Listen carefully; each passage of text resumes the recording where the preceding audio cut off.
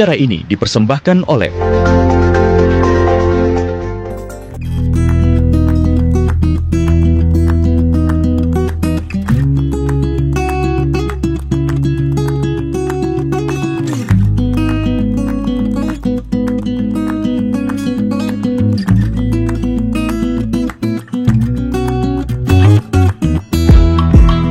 Selamat pagi pemirsa, berjumpa lagi bersama saya Kome Aprilia. Pemirsa, ekonomi kreatif merupakan sektor yang memiliki potensi luar biasa dalam mendorong pertumbuhan ekonomi daerah, menciptakan lapangan pekerjaan serta meningkatkan kesejahteraan masyarakat di sekitarnya. Nah, Surabaya sebagai salah satu kota terbesar dan paling dinamis di Indonesia memiliki peluang yang besar untuk mengembangkan ekonomi kreatif sebagai bagian dari upaya menciptakan ekosistem yang lebih berkelanjutan dan inovatif, dan juga tentunya nanti akan berdampak yang baik untuk masyarakat di Surabaya. Dan saat ini saya sudah bersama dengan Bapak Baktiono, anggota DPRD Kota Surabaya. Selamat pagi, Bapak. Selamat pagi, Bapak. Ya, Senin kemarin ini kan Pak Awi sudah mengesahkan panitia khusus untuk Raperda Ekonomi Kreatif di Surabaya, Pak, di tahun 2025 begitu ya, Pak ya.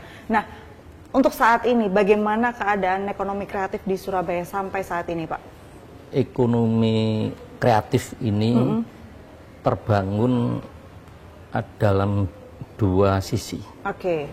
Ada yang terbangun dengan sendirinya oleh warga masyarakat, karena saat ini zamannya IT atau online. Ya. Memang semula untuk sambutan dalam ekonomi kreatif kalau di Indonesia disampaikan itu dengan online sistem ini masih perlu pemahaman. Ada warga masyarakat masih ragu-ragu, warga masyarakat masih curiga, tapi saat ini kelihatannya sudah tidak ada itu lagi. Dan yang kedua, ini dibangun oleh pemerintah di pemerintah kota untuk peraturan daerah ekonomi kreatif. Ini sudah ada, yaitu sejak tahun 2017. Itu kita sudah menetapkan dan mengesahkan Perda Ekonomi Kreatif. Karena menyongsong era digitalisasi dan yang sudah terbangun di luar negeri, maka kita membuat peraturan daerah itu. Nah, dengan peraturan daerah yang baru ini kita menyempurnakan, yaitu peraturan daerah yang lama. Karena era digital ini perkembangannya itu bukan day by day atau minute by minute, tapi ya per second. Tadi hitungan detik itu cepat. Gitu. Jadi kreativitas warga masyarakat sekarang itu mereka lebih cepat untuk diviralkan. Nah, sehingga kita harus bisa menangkap itu agar bisa untuk membantu perekonomian di kota Surabaya ini lebih maju lagi. Nah, berarti Raperda yang saat ini dibentuk ini menyesuaikan atau menyempurnakan dari Raperda sebelumnya, dan ini sesuai dengan perkembangan teknologi begitu ya, Pak ya? Ya, jadi waktu itu saya juga sebagai ketua panitia khusus Perda Ekonomi Kreatif waktu itu cuma simpel saja. Kita meng-create bagaimana supaya warga kota Surabaya yang pernah dilatih oleh pemerintah kota untuk membuat makanan, ada juga ya minuman, ada juga membuat bros itu batik dan lain sebagainya, itu mereka dihargai. Artinya dihargai itu mereka harus dibeli oleh pemerintah kota sehingga bisa menambah pendapatan dari warga kota Surabaya, baik mereka yang terutama usia yang tidak produktif. Artinya usia tidak produktif, mereka itu dididik, dilatih menjadi wirausahawan. Jadi kalau di kota Surabaya, kalau usia produktif itu dididik keterampilan. Keterampilan mereka untuk bisa mengabdi dan bekerja, dan juga bisa untuk berdikari, atau mereka bisa untuk menjadi wirausahawan. Jadi dibagi itu. Nah, kalau kita bicara tentang ekonomi kreatif sendiri, sebenarnya apa saja sih Pak bisnis atau usaha yang masuk dalam kategori ekonomi kreatif? Ya, di era pemerintahan Pak Erik Pak Armuji ini, kita juga sudah membuka yang namanya aplikasi peken. Oke. Ya, jadi elektronik pasar. Kalau warga Surabaya peken itu pasar. Ya. Itu kan bahasa yang lebih tinggi, lebih kromo, lebih kromo inggilnya. Dengan di situ memudahkan warga masyarakat tadi, terutama mereka yang dididik dan dilatih tadi, mereka yang masih belum begitu sempurna mengikuti era IT, mereka difasilitasi. Jadi dan juga dengan peraturan daerah yang pernah kita buat tahun 2017 itu, pemerintah kota memang membeli itu. Jadi menghargai mereka yang pernah dididik, dilatih, terutama untuk makanan, minuman, baik makanan maupun snack maupun minuman, itu harus dibeli. Sehingga warga masyarakat tadi bukan dididik, dilatih saja, terus dibiarkan, terus mereka berkembang sendiri. Itu tidak mungkin kalau tidak ada fasilitator. Kenapa? Karena mereka dilahirkan itu bukan keturunan pengusaha, gitu. Iya, betul. Kecuali mereka keturunan pengusaha, kecuali mereka yang sudah memang getol ulek untuk berkreasi, berusaha, itu baru bisa mereka melakukan itu. Tapi kalau tidak, mereka itu harus difasilitasi. Fasilitator yang terbaik itu adalah pemerintah. Iya. Ya pemerintah kota, karena mereka punya anggaran pendapatan dan belanja daerah. Maka untuk makanan, minuman yang paling sederhana itu mereka dibeli. Oh, berarti untuk warga Surabaya yang mempunyai UMKM begitu ya Pak ya, ini bisa masuk ke e-pekennya begitu? Bisa, semua warga pun bisa sekarang. Nah, terutama mereka yang dididik, dilatih memang diarahkan di situ. Dan mereka harus bergiliran dibeli. Jadi pemerintah kota tidak mungkin nggak usah telepon-telepon, boleh telepon-telepon boleh, tapi dibuka aja aplikasinya, menunya apa saja.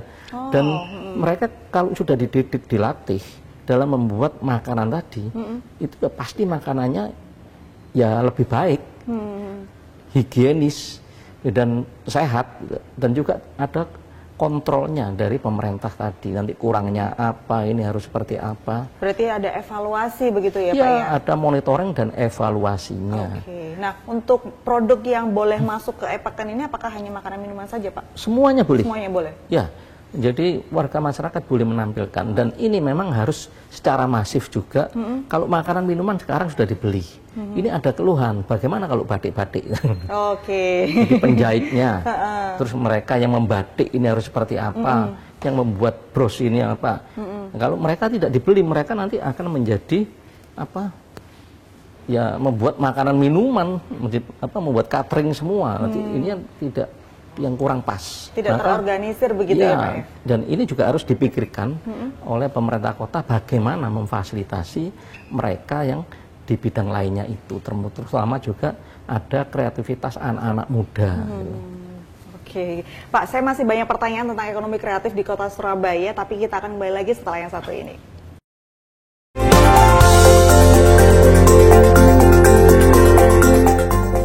Baik pemirsa, masih bersama saya dan juga Bapak Baktiono, dan kita masih membahas tentang ekonomi kreatif di kota Surabaya. Nah, sebenarnya apa tantangan terbesar yang dihadapi oleh para pelaku ekonomi kreatif di Surabaya saat ini, Pak? Tantangannya yaitu pemasaran dan pembeli. Makanya seperti saya sampaikan di depan, fasilitator atau pelanggan yang bagus, baik pemerintah gitu. Makanya kalau mereka tadi ya sempat menyampaikan, kapan ini saya ini mendapat apa giliran.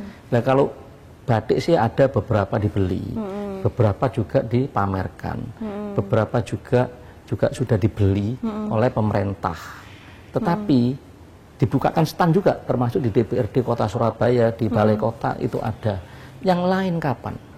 Maka kami juga pernah sampaikan, kalau mereka kepingin sampai tidak nututi itu ada beberapa pemikiran. Misalnya bros tadi untuk ibu-ibu aja. Ya.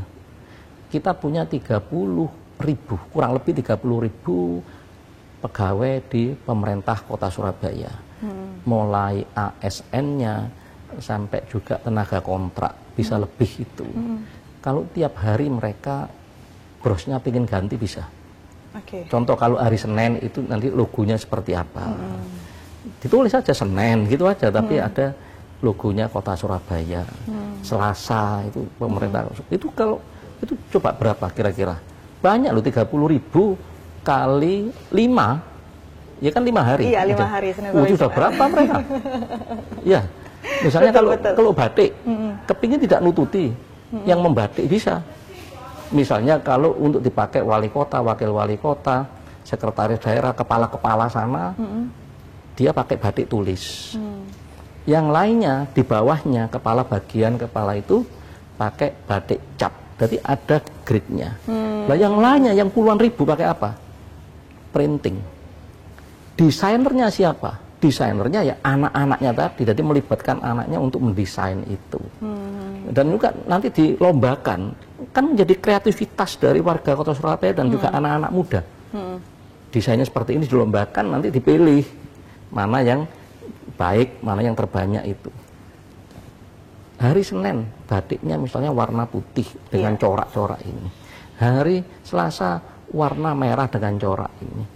Bisa pancawarna Bung 5 hari. Betul. Dan akhirnya bisa membantu. Terus yang jahit nggak nututi kan itu.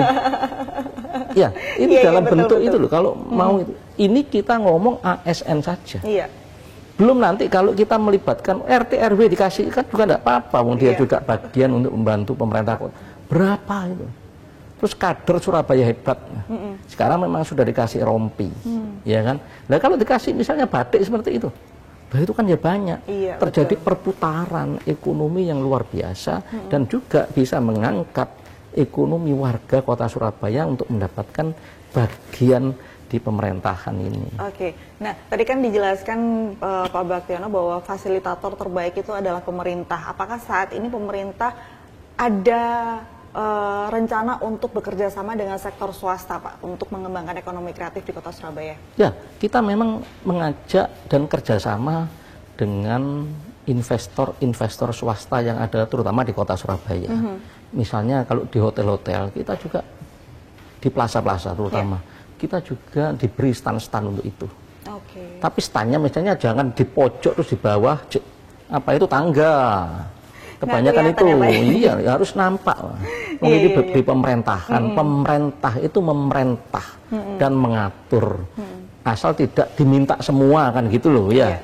Wong turut membantu dan memerintah mengatur tapi dengan baik dan komunikatif. Bila ditampilkan di sana itu jadi akan lebih baik. Itu komunikasi kita juga gitu. Makanya kita juga harus menghimbau juga ke mereka-mereka itu gitu loh, agar juga membantu para UMKM tadi yang masuk di e-peken dan di sana bisa difasilitasi dan pasti dibayar. Misalnya kalau di pemerintah kota ya pasti dibayar. Kekurangan modal diarahkan, kita punya koperasi, kita punya bank pemerintah kota Surya Arta Utama ini, jadi arahkan ke sana untuk bisa ngambil kredit dan bisa dibayarkan, pajaknya juga jelas, bayarannya jelas, dan mereka juga bisa mendapat tambahan dari hasil jualannya tadi. Nah, kalau misalkan ini mungkin ada pemirsa di rumah yang melihat tontonan tayangan ini ya Pak ya, beliau adalah pelaku UMKM dan merasa kesulitan saat ini, namun kesulitan juga untuk berkomunikasi dengan pemerintah untuk meminta bantuan. Ini ada solusi tidak Pak? Ada, ke dinas koperasi. Oh, langsung datang ke dinas koperasi. Dinas koperasi perdagangan juga. Ya, datang di sana harus dilayani. Kalau tidak dilayani dengan baik, viralkan sekarang gitu. Jawabannya viral. Ini harus melayani. Kita memang sudah membuka Dinas Informasi Komunikasi. Itu membuka seluas-luasnya, gitu ya. Akses komunikasi di pemerintah dalam bidang apapun. Kalau kita ngomong perekonomian, ya di bidang perekonomian, di koperasi, perdagangan di sana. Ya harus dilayani dengan baik informasi tadi. Jangan sampai informasi tadi tertutup, baik online maupun offline. Kalau mereka masih tidak paham di sana, mereka datang dilayani secara offline, diarahkan. Nanti permodalannya ya dicarikan di sana, diarahkan di sana. Berarti ini informasi juga untuk pemirsa ya yang memiliki usaha begitu dan mungkin ingin mendapatkan bantuan dari pemerintah bisa langsung saja datang ke Dinas Koperasi begitu ya Pak ya. Nanti bisa dikomunikasikan di sana dan insya Allah pemerintah juga pasti akan membantu begitu. Nah kemudian untuk UMKM yang saat ini masih baru, yang belum pernah mendapatkan pelatihan dari pemerintah, apakah nantinya akan ada program pelatihan khusus untuk UMKM ini? Dan maksudnya kayak program reguler yang terus berjalan, karena kan kalau UMKM ini setiap hari bahkan ada aja gitu Pak pelaku usaha yang baru memulai usahanya gitu. Gimana Pak? Kita sudah mendidik melatih itu 25 tahun lebih. Oke. Ya. Dan program ini terus berlangsung. Jadi kalau saat ini mereka yang sudah pernah dididik, dilatih tidak boleh ikut lagi. Oh, oke, baik. Karena apa? Kalau dahulu ada warga itu spesialis diklat. Karena apa? Di sana itu ada sertifikat, ada uang transport, dan diberi makan. Jadi mereka itu keliling di mana-mana. Karena waktu itu masih belum online.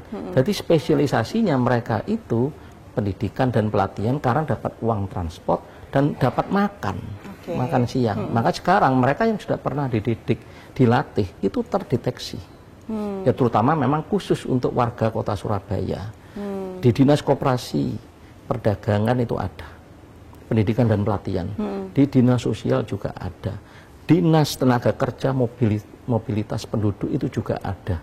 Jadi di sana itu ada pelatihan-pelatihan, tinggal dipilih yang mana mereka untuk bisa diikuti. Berarti ini tinggal masyarakat tinggal datang aja begitu ya Pak ya? Ya. Tinggal datang dan memilih kira-kira membutuhkan pelatihan apa begitu? Lewat RW sampai kelurahan, kelurahan harus menyalurkan ke sana. Oh oke, berarti tahapannya harus dari RW, kelurahan, kemudian dari kelurahan yang akan menyalurkan ke sana. Masyarakat ini membutuhkan pelatihan apa begitu ya Pak? Tidak perlu komunikasinya langsung ke sana, cukup di kelurahan, di sana pun ada kasih di bidang perekonomian. Baik Pak, kita masih ngobrol-ngobrol lagi nanti ya Pak ya setelah yang satu ini.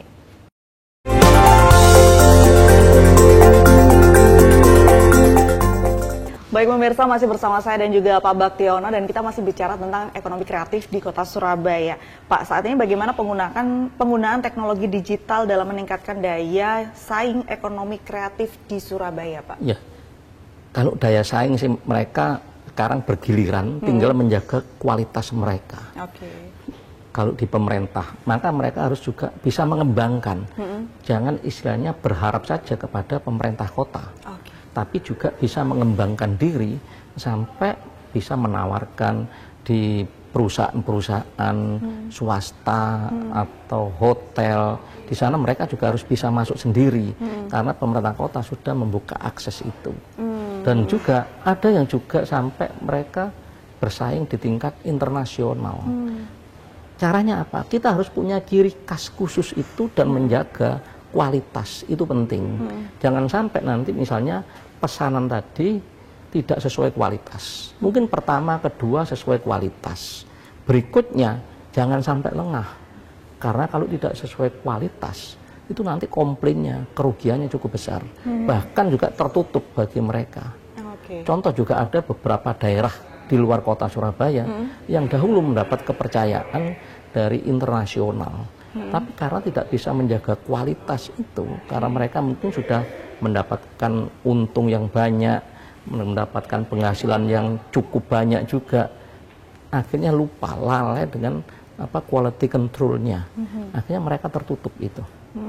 Nah, di Surabaya ini ada dinas-dinas itu juga bisa melakukan intervensi untuk mendidik, melatih, walaupun mereka itu untuk mengingatkan agar mereka bisa lebih maju lagi dan bisa bersaing.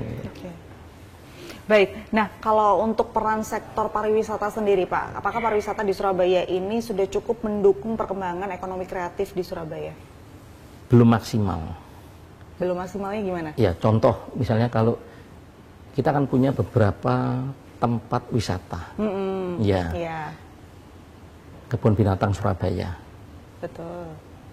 Taman hiburan pantai Kenjeran, taman-taman yang ada, terutama yang misalnya Taman Bungkul, di sini ada Taman Prestasi, di sana ada Taman Mundu atau Taman 10 November, dan juga kegiatan lain. itu paling tidak warga di sekitar di situ tempat itu untuk bisa membuat souvenir di sana. Dan difasilitasi dahulu seperti apa gitu. Paling tidak ya ada kaos, ada gantungan kunci atau apa di sana. Ada yang ciri khas begitu ya Pak ya dari wisata di Kota Surabaya. Tapi itu bukan yang utama. Misalnya mereka jual makanan tapi jual itu juga gitu loh. Ada produsennya juga, ada yang bagian pemasaran. Itu juga bisa menambah penghasilan mereka dan juga bisa mempromosikan juga daerah tersebut gitu. Hingga mereka kan senang. Nah, kalau taman-taman, saya yakin kok kalau di seluruh Jawa Timur ini, bahkan di seluruh itu taman-taman kita ini masih terbaik. Maksudnya taman buatan yang terpelihara itu masih banyak pengunjungnya daripada di daerah-daerah di Indonesia lainnya kecuali Bali.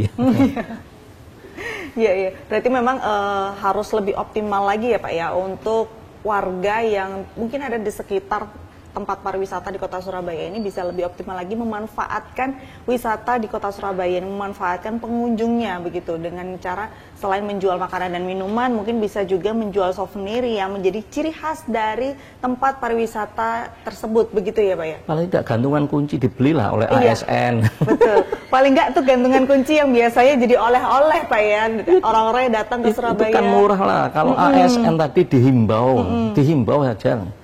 Tolong dia dibeli itu. Harganya berapa sih kan cuma ya ribuan, 60 ribu. Masa tidak mau untuk menghargai itu. Paling enggak ya dari instansi yang melatih, misalnya Dinas Koperasi Perdagangan tadi, yang juga turut memasarkan. Dan juga harus didukung oleh instansi lainnya. Jangan mengedepankan ego instansinya, ego sektoralnya, tapi juga maju bersama-sama.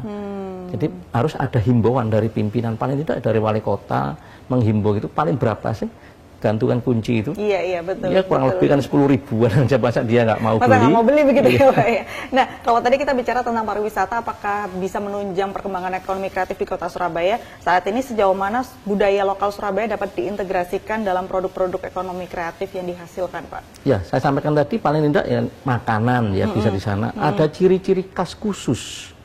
Jangan campur. Yang ciri khas khusus, contohnya ya, kalau punya ciri khas khusus itu di THP Kenjeran, itu hampir di tempat lain mungkin belum ada.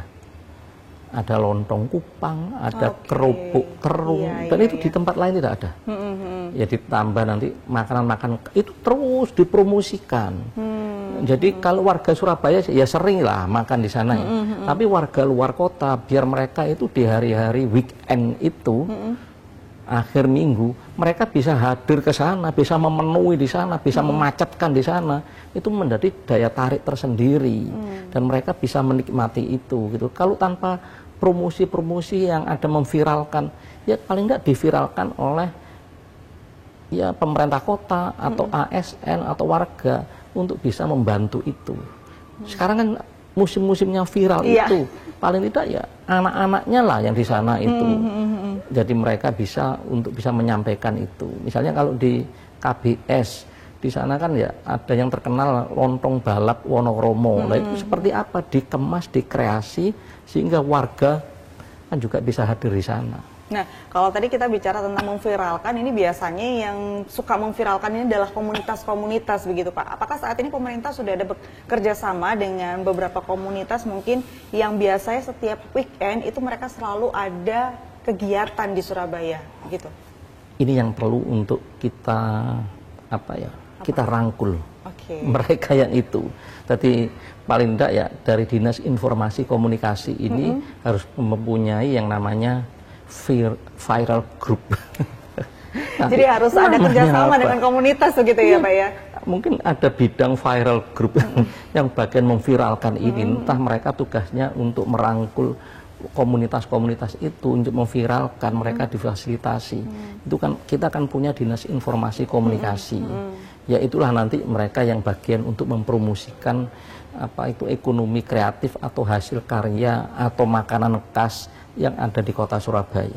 Mangrove ini bagus, lokasinya bagus, tapi kalau tidak terus dipromosikan, kalau sekarang kan diviralkan, itu juga kurang pengunjung, terutama warga Surabaya yang dihimbau ke sana, atau pakai anak-anak sekolah untuk bisa mencintai lingkungan, digilir lah, difasilitasi.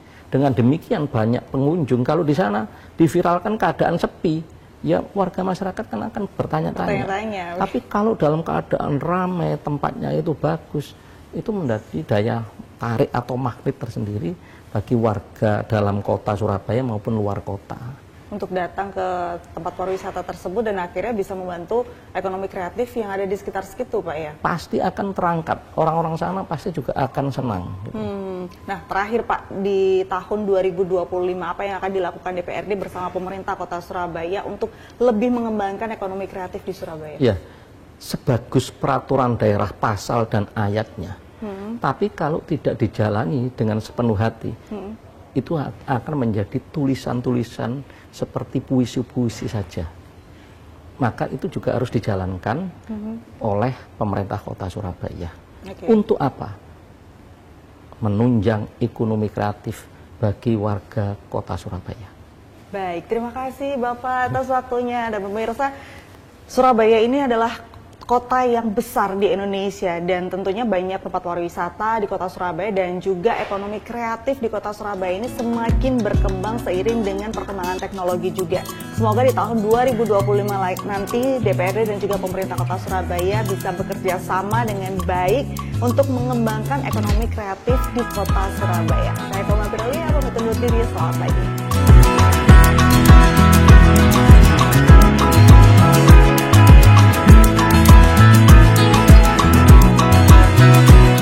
Acara ini dipersembahkan oleh